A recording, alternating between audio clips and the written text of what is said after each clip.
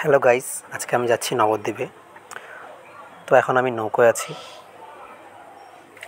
তো যাচ্ছি আজকে নবদ্বীপে যাচ্ছি কারণ আজকে একটি রেডমির ফোন কিনবো বলে। আমার এই ফোনটি খারাপ হয়ে যায়, তো সে কারণে একটা নিউ ফোন নেব, রেডমি 13 প্রো। তো গাইস, এখন আমি নৌকোয় আছি। নৌকো পার হয়ে তারপরে নবদ্বীপে যাব। নবদ্বীপে পোড়ামাতলা একটা দোকান আছে ভালো, তো সেই দোকানটি থেকে একটি দুর্দান্ত একটা ফোন কিনবো।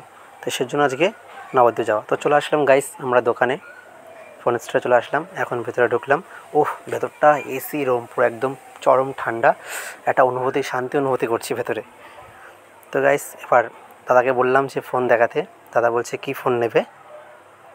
তো দেখছিলাম কী ফোন, চারিদিকটা ঘুরে প্রথমে দেখছিলাম ভিভো, ওপো, ঠিক আছে, অনেক ধরনের ফোন ছিল সেখানে। তো 5G লোগোটা চরম খুব সুন্দর লাগছে। তো গাইস,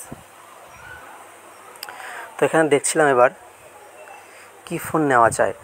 5G লোগোটাকে একটু ভিডিও করে নিলাম প্রথমত।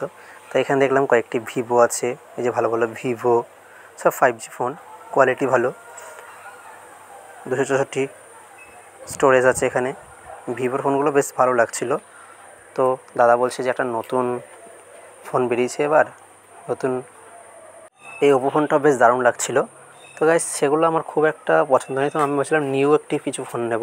তো দোকানে গেলাম, দাদাকে বললাম দাদা একটা নতুন ফোন দেখাও। দাদা বললো যে রেডমি 13 প্রো একটি ভালো ফোন বেরিয়েছে, সেটা নিতে পারো, নতুন লঞ্চ হয়েছে, আগামীকাল লঞ্চ হয়েছে।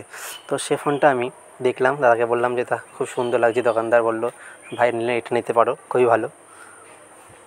তো দোকানে আমার সাথে বন্ধুটা গিয়েছিল, তার সাথে একটা সেলফি তুলে নিয়েছি, খুব সুন্দর সেলফি তুলছি আর একটু তার সাথে একটু মজা করছিলাম, কারণ নতুন ফোন কিনছি, তো সেই আনন্দে একটু মজা আর কি।